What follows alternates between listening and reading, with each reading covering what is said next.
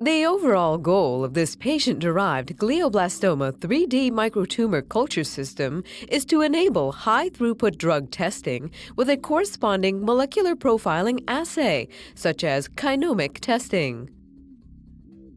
This method can help answer key questions in the cancer field, such as why do certain therapies work well in one patient's tumor but not in another.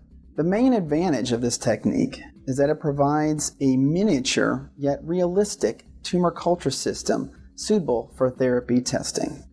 Generally, individuals new to this method will struggle because handling the patient-derived xenograft cells is not like handling long-established, immortalized tumor cells.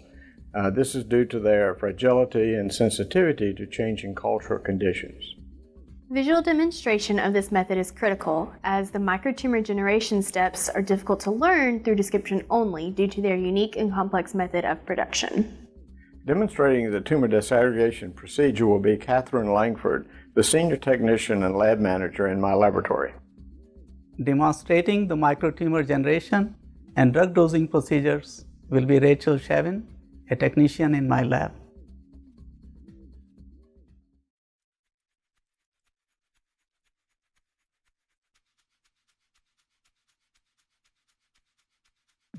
Using forceps, blunt dissect to gently free the tumor mass from the peritoneal wall and the skin, and transfer the tumor mass to a sterile glass petri dish.